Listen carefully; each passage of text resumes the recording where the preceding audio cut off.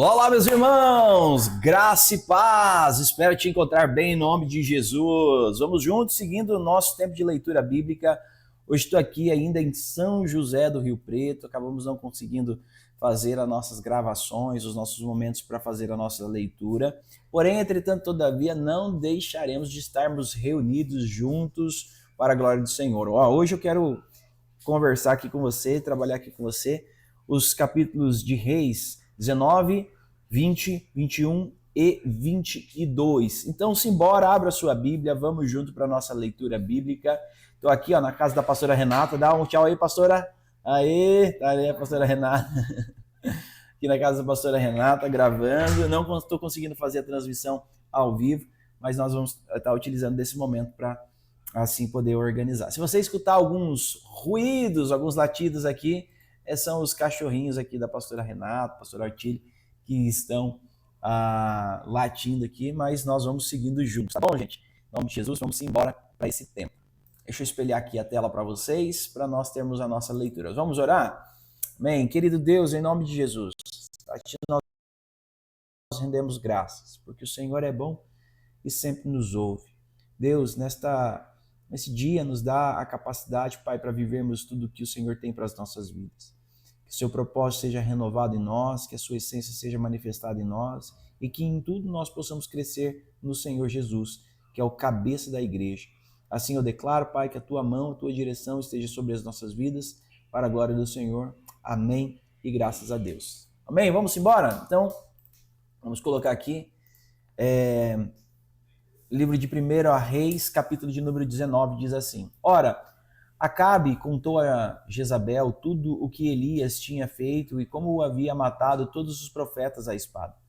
Por isso Jezabel mandou uma mensagem a Elias para dizer-lhe: que os deuses me castiguem com todo rigor se amanhã, a esta hora, eu não fizer com a sua vida o que você fez com a deles.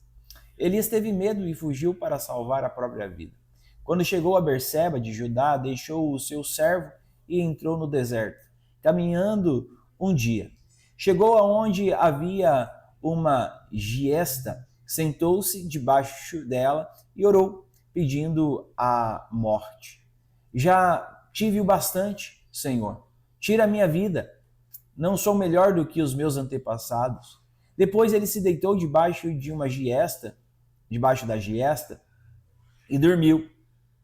De repente, um anjo tocou nele e disse: Levanta-se, come e coma. Elias olhou ao redor e ali, junto à sua cabeceira, havia pão assado sobre brasas quentes e um jarro de água. Ele comeu, bebeu e deitou-se de novo. O anjo do Senhor voltou, tocou nele e disse: Levante-se e coma, pois a sua viagem será muito longa.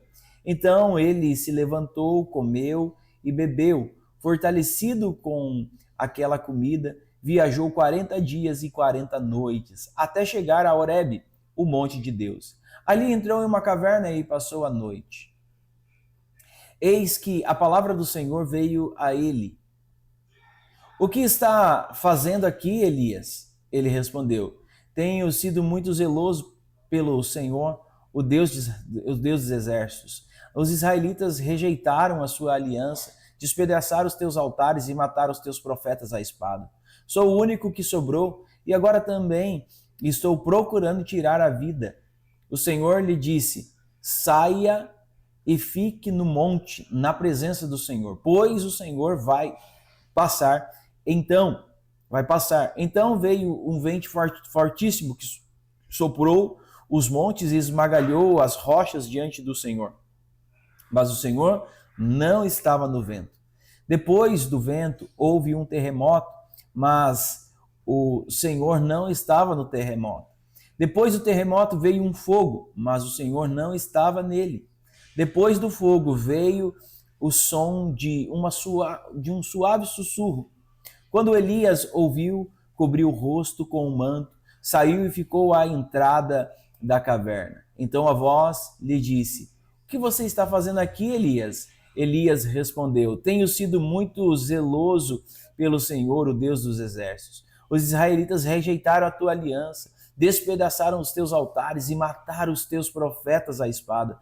Sou o único que sobrou e agora também estão procurando tirar-me a minha vida. O Senhor lhe disse: volte pelo caminho por onde veio e vá para o deserto de Damasco. Chegando lá, unja Azael como rei de Arã.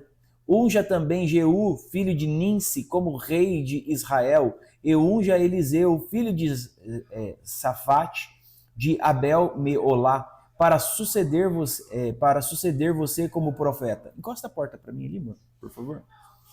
Jeú matará todo aquele que escapar à espada de Azael. E Eliseu matará todo aquele que escapar da espada de Jeú. No entanto, reservei 7.000 em Israel, todos aqueles cujos joelhos não se dobraram diante de Baal e aqueles cuja boca não o beijou. Então Elias saiu de lá e encontrou Elias, filho de Safate.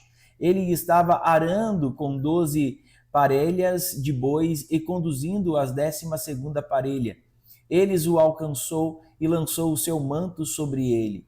Elias deixou os bois e correu atrás de Elias. Eliseu deixou os bois e correu atrás de Elias. Deixa-me dar um beijo de despedida ao meu pai e na minha mãe, disse, e então irei contigo. Vá e volte, respondeu Elias. Lembre-se do que fiz a você. Elias voltou, apanhou a sua parelha de bois e matou. Queimou o equipamento de arar para cozinhar a carne e a deu ao povo, e eles comeram.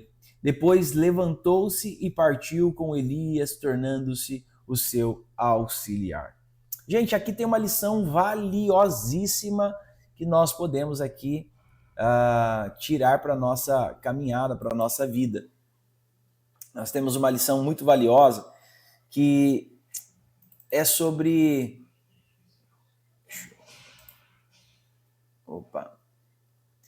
que é sobre como nós partilhamos e nós enxergamos, né, a nossa caminhada. Eliseu, ele, ao ser convidado a servir no ministério, ele queima aquilo que poderia te prender no passado. E aqui entra essa lição para as nossas vidas. Nós precisamos olhar para nós e enxergar em nós um tempo em que, quando o Senhor nos chama para um ministério, o Senhor nos chama para viver uma vida cristã, nós precisamos queimar aquilo que nos prende do passado. É isso que Eliseu ele fez aqui. É isso que nos aponta o texto. Queime tudo aquilo que te prende do passado, para que você não retorne no passado, para que você vá adiante. Eliseu, ele falou assim, olha, deixa eu despedir dos meus pais, para que eu possa ir e te auxiliar. Eliseu falou isso para Elias. Então a gente precisa, em meio a todos os momentos que Deus está nos chamando, realmente entender que se nós não queimarmos aquilo que nos prende aos passados, nós vamos retornar. E algumas coisas eu posso dizer assim, nós, em alguns momentos da nossa vida, nós não podemos ter alguns lugares para voltar.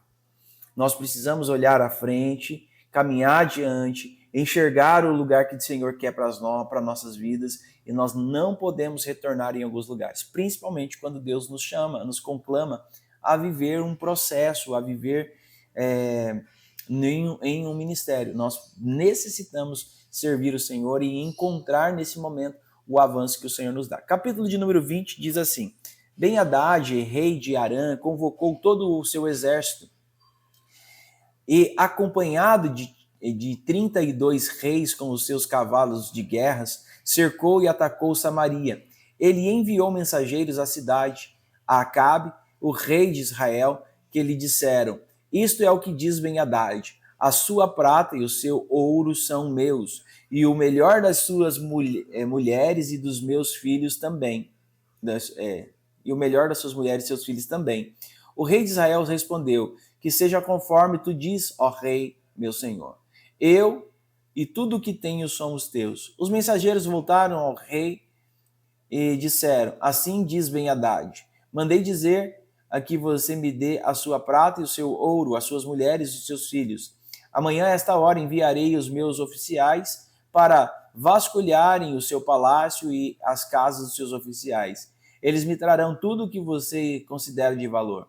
O rei de Israel convocou todas as autoridades do país e lhes disse: Vejam como esse homem está querendo a nossa desgraça.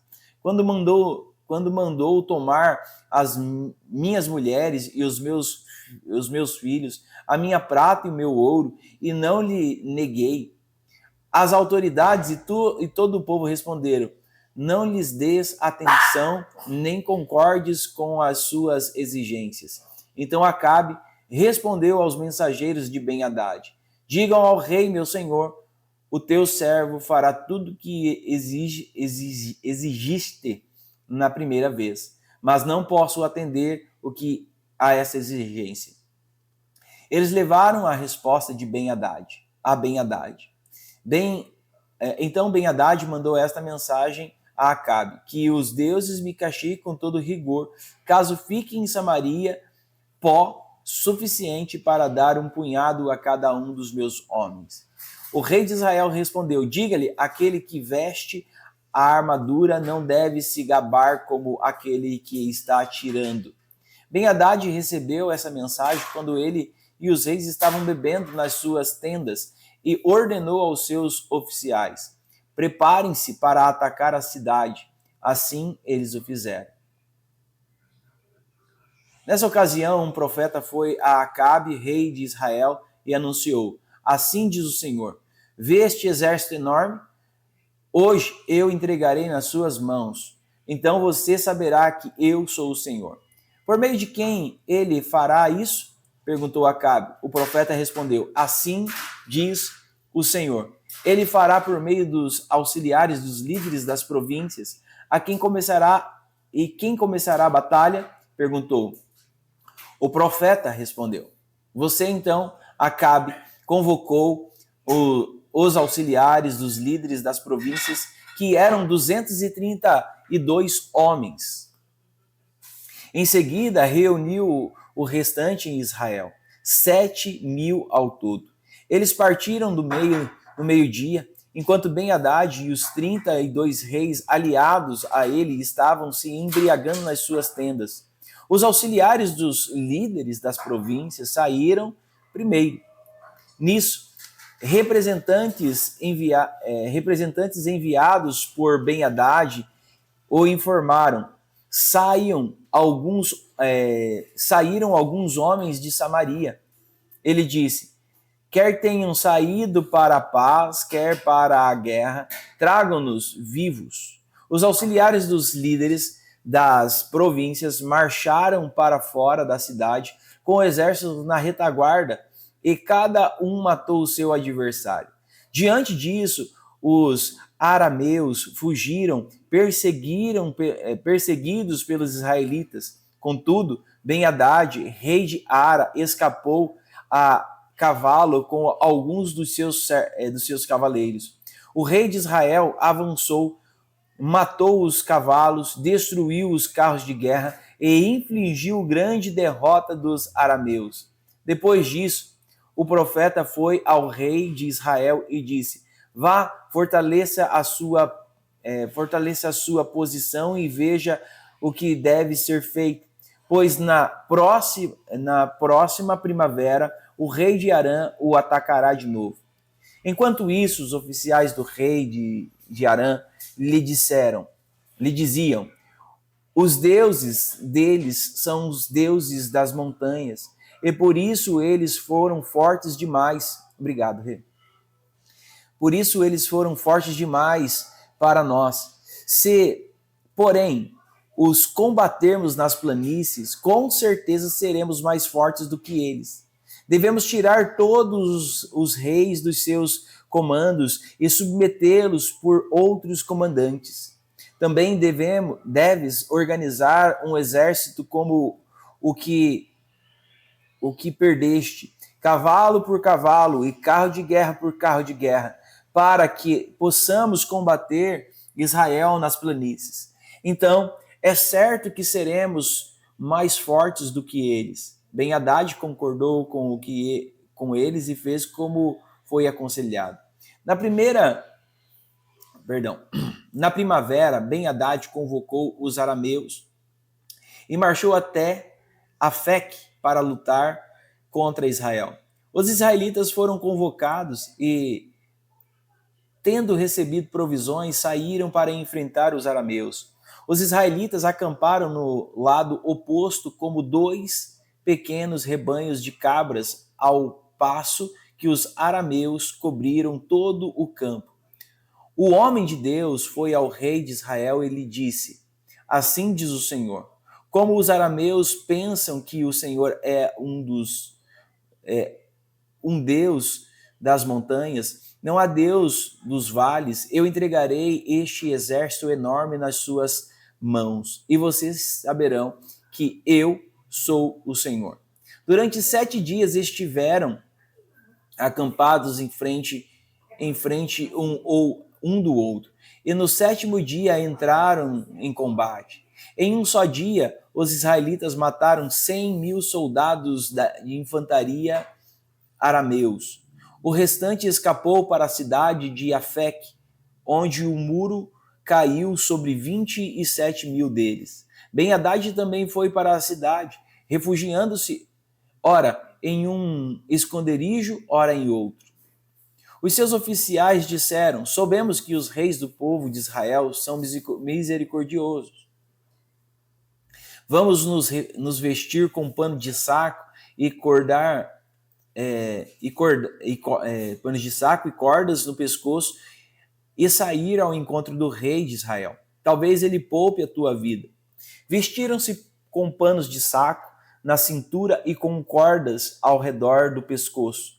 Foram ao rei de Israel e disseram: Ben-Hadad, o teu servo, diz: Rogo-te que me deixes viver.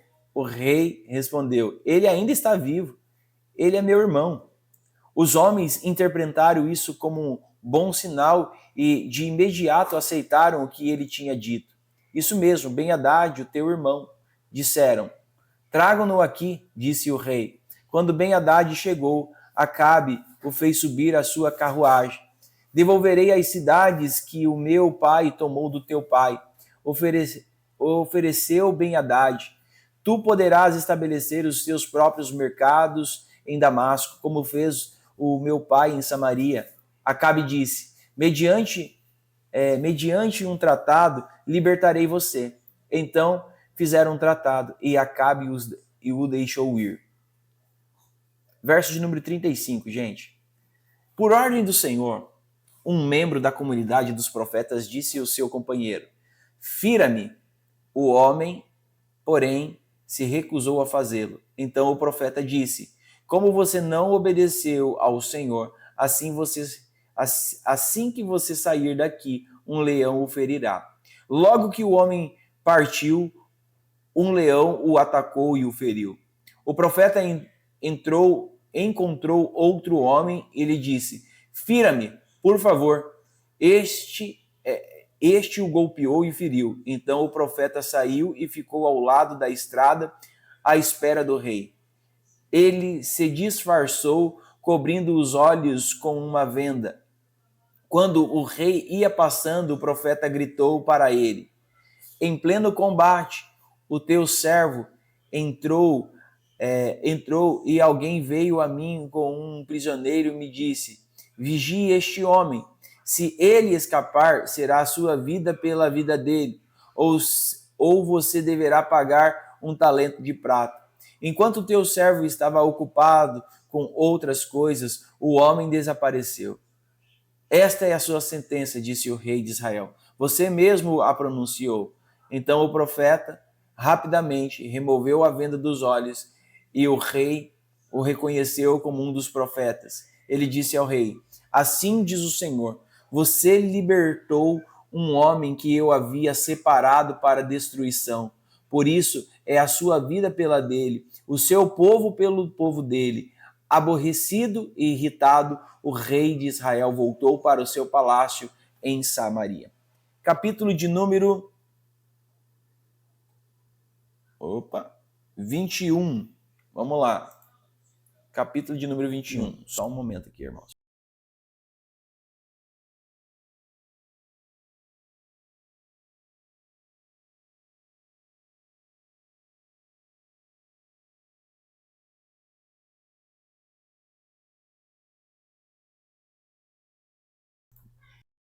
Vamos lá, gente, capítulo de número 21.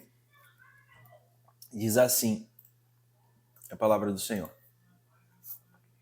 Algum tempo depois, houve um incidente com uma vinha que pertencia a Nabote de Jezreel.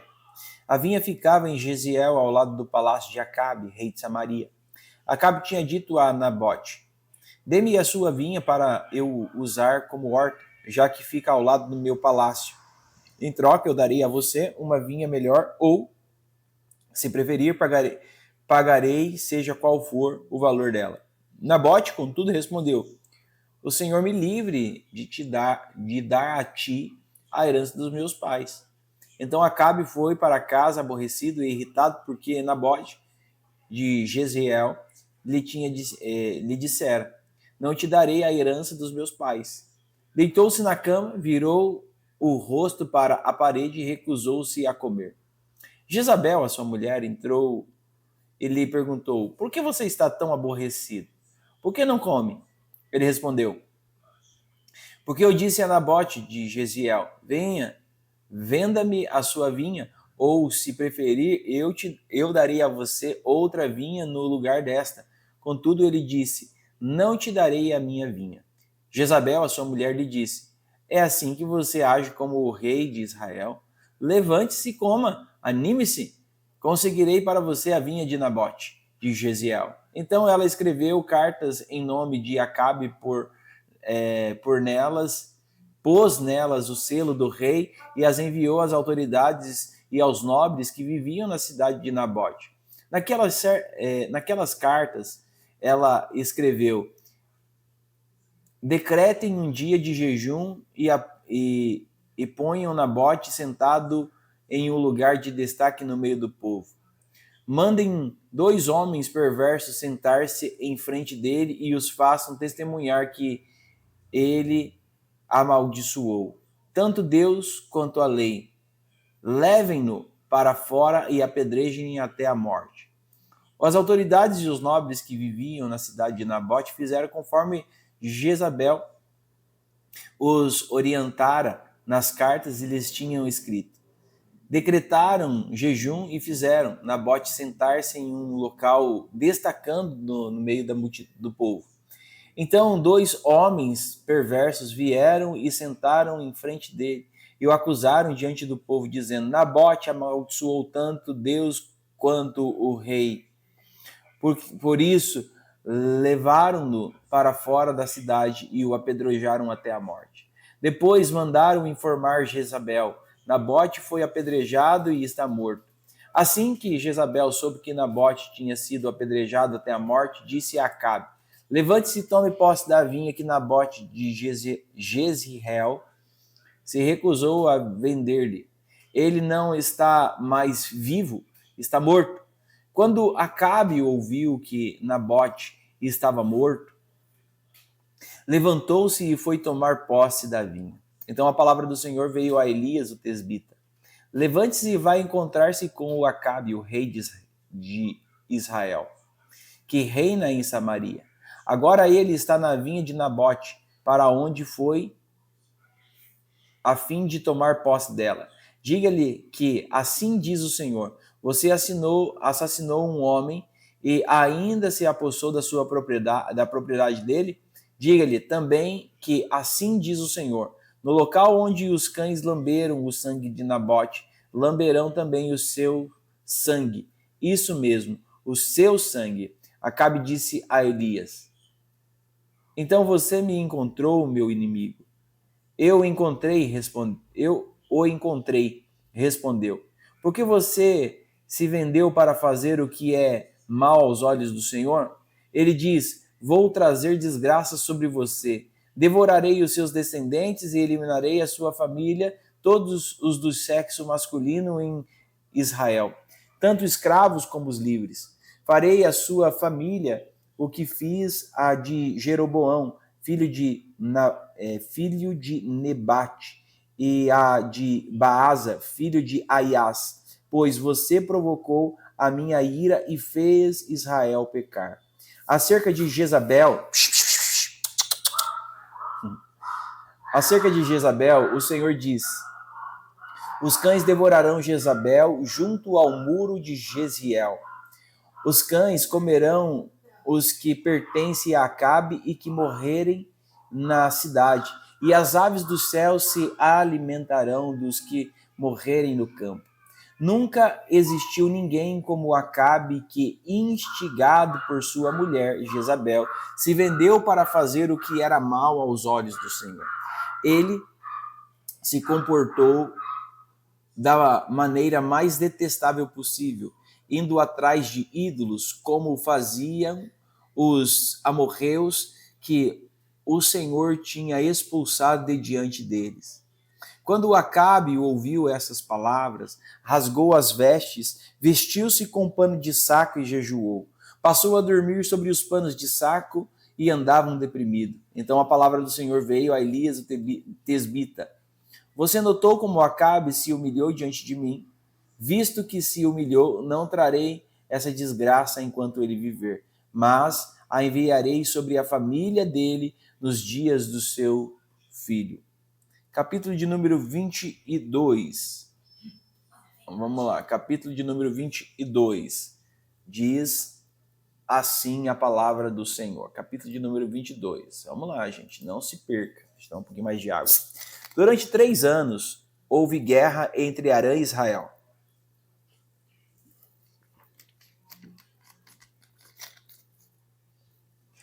No 3º ano, entretanto, Josafá, rei de Judá, foi visitar o rei de Israel. Este havia perguntado aos seus oficiais: por acaso vocês não sabem que Ramote Gileade nos pertence ainda? Assim não estamos fazendo nada para retomá-la do rei de Arã? Então perguntou a Josafá: irás comigo lutar contra Ramote Gileade? Josafá respondeu aos reis de Israel: sou como tu, e o meu povo é como o teu povo, e os meus cavalos são como se fossem teus. Peço-te que primeiro busque o conselho do Senhor, acrescentou. Então o rei de Israel reuniu 400 profetas e lhe perguntou: devo ir à guerra contra Ramote Gileade ou não? Eles responderam: sim, pois o Senhor entregará nas mãos do rei. Josafá, porém, perguntou: não existe aqui mais nenhum profeta do Senhor a quem possamos consultar? O rei de Israel respondeu a Josafá: ainda há um homem por meio de quem podemos consultar o Senhor, mas eu o odeio, porque nunca profetiza coisas boas a meu respeito, somente coisas ruins. É Micmas, filho de Imla. O rei não deveria dizer isso, Josafá respondeu. Então o rei de Israel chamou um dos seus oficiais e disse: traga imediatamente Micaías, filho de Imla. Usando vestes reais, o rei de Israel e Josafá, rei de Judá, estavam sentados em seus respectivos tronos, na eira à porta de Samaria, e todos os profetas estavam profetizando diante deles. Zedequias, filho de Kenaana, tinha feito chifres de ferro e declarou: assim diz o Senhor, com esses chifres você ferirá os amorreus até que sejam destruídos. Todos os outros profetas profetizaram a mesma coisa, dizendo: ataca Ramote Gileade e serás vitorioso, pois o Senhor o entregará nas mãos do rei. O mensageiro que tinha ido chamar Micaías lhe disse: veja, todos os outros profetas predizeram que o rei terá sucesso. Fale favoravelmente para que a sua mensagem esteja de acordo com a deles. Micaías, porém, disse: tão certo como vive o Senhor, direi o que o Senhor me disser. Quando ele chegou, o rei lhe tinha perguntado: Micaías, devemos ir à guerra contra Ramote Gileade ou não? Ele respondeu: ataque será vitorioso, pois o Senhor entregará nas mãos do rei. O rei lhe disse: quantas vezes devo fazer você jurar que irá me dizer somente a verdade em nome do Senhor? Então Micaías respondeu: vi todo Israel espalhado pelas colinas como ovelhas sem pastor. E o Senhor disse: estes não têm dono. Cada um volte para casa em paz. O rei de Israel disse a Josafá: não disse a você que ele nunca profetiza nada de bom a meu respeito, mas apenas coisas ruins? Micaías prosseguiu: portanto, ouça a palavra do Senhor. Vi o Senhor assentado no seu trono com todo o exército dos céus diante dele, a sua direita e a sua esquerda. Então o Senhor disse: quem enganará Acabe para que ataque Ramote Gileade e morra lá? Um sugeria uma coisa, outro sugeria outra. Até que finalmente um espírito saiu e se apresentou diante do Senhor e disse: eu o enganarei. De que maneira? Perguntou o Senhor. Ele respondeu: sairei e serei um espírito mentiroso na boca de todos os profetas do rei. O Senhor disse: você conseguirá enganá-lo? Vá e faça isso. Assim o Senhor pôs um espírito mentiroso na boca de todos esses seus profetas. O Senhor decretou a sua desgraça. Então Zedequias, filho de Kenaana, aproximou-se, deu um tapa no rosto de Micaías e perguntou: por qual caminho foi o Espírito da parte do Senhor, quando saiu de mim para falar a você? Micaías respondeu: você descobrirá no dia em que estiver se refugiando, ora em um esconderijo, ora em outro. O rei de Israel então ordenou: pegue Micaías e envie-no de volta a Amon, o governador da cidade, e a Joás, filho do rei, e digam assim: diz o rei, põe este homem na prisão e pão e água, até que eu volte em segurança. Micaías declarou: se você de fato voltar em segurança, o Senhor não falou por meu intermédio. Ouçam o que estou dizendo todos vocês, acrescentou. Então o rei de Israel e Josafá, rei de Judá, foram até atacar Ramote Gileade. O rei de Israel disse a Josafá: entrarei disfarçado em combate, mas tu usa as tuas vestes reais. O rei de Israel disfarçou-se e foi para o combate. O rei de Arã tinha ordenado aos 32 comandantes dos seus carros de guerra: não lutem contra ninguém, nem soldado, nem oficial, senão contra o rei de Israel. Quando os comandantes dos carros de guerra viram Josafá, pensaram: certamente este é o rei de Israel. Então eles o cercaram para atacá-lo. Mas Josafá gritou. Quando os comandantes dos carros de guerra viram que não era o rei de Israel, deixaram de persegui-lo. De repente, um soldado disparou o arco ao acaso e atingiu o rei de Israel entre os encaixes de sua armadura. Então o rei disse ao condutor do seu carro: dê a volta e me tire do combate. Fui ferido. A batalha se intensificou durante todo o dia, e assim o rei teve que enfrentar os arameus em pé e os seus carros de guerra. O sangue do ferimento ficou escorrendo até o piso do carro de guerra, e ao cair da tarde ele morreu.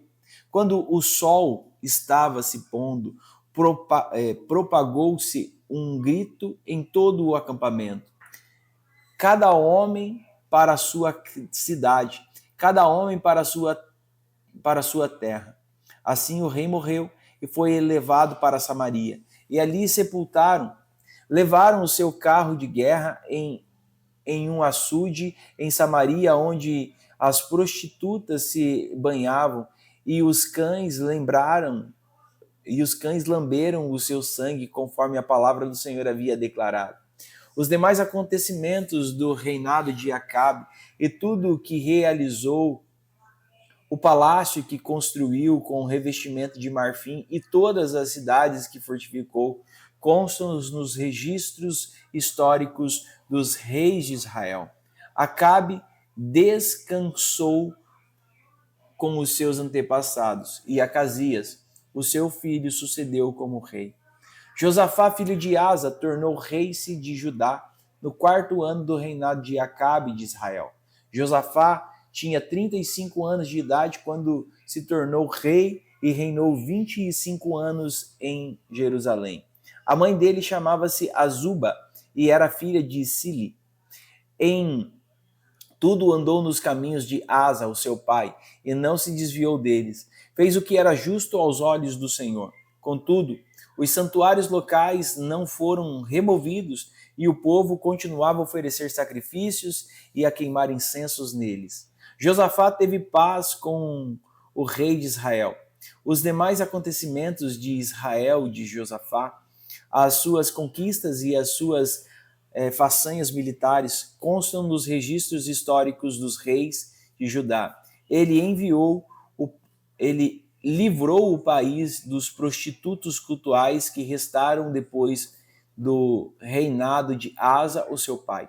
Ora, na época não havia rei em Edom, mas um governador nomeado Josafá construiu uma fronte de navios mercantes para buscar ouro em Ofir, mas nunca trouxeram, pois eles naufragaram em Ezion-Geber. Naquela ocasião, Acasias, filho de Acabe, disse a Josafá: os meus marinheiros poderão navegar com os teus. Josafá, porém, recusou. Josafá descansou com os seus antepassados e foi sepultado junto deles na cidade de Davi. O seu antepassado, e Jeorão, o seu filho, sucedeu como o rei. Verso de número 51. Acasias, filho de Acabe, tornou-se rei de Israel em Samaria, no 17º ano do reinado de Josafá, rei de Judá, e reinou 2 anos sobre Israel. Fez o que era mal aos olhos do Senhor, pois andou nos caminhos do seu pai e da sua mãe, e nos caminhos de Jeroboão, filho de Nabate, que fez Israel pecar. Prestou culto a Baal e adorou, provocando assim a ira do Senhor, o Deus de Israel, como o seu pai tinha feito. Amém, irmãos? Aqui concluímos, encerramos a nossa leitura no dia de hoje, referente aqui ao dia 19/7. E a palavra que eu deixo para vocês hoje é: queime as pontes que te ligam ao passado. Isso aí. Queime as pontes que te ligam ao passado. Nós, quando avançamos, precisamos entender que tem momentos da nossa vida que nós não podemos retornar, não podemos cruzar a ponte do passado, pegar aquilo que ficou lá atrás e trazer para o nosso futuro. Nós precisamos ir adiante, seguir à frente, buscarmos em Deus o que o Senhor está colocando sobre as nossas vidas. Então, queime as pontes do passado e estabeleça um novo caminho e viva o que o Senhor tem de novo para vocês. Tá bom? Deus abençoe a sua vida, em nome de Jesus. Um forte abraço e até o próximo encontro, em nome de Jesus.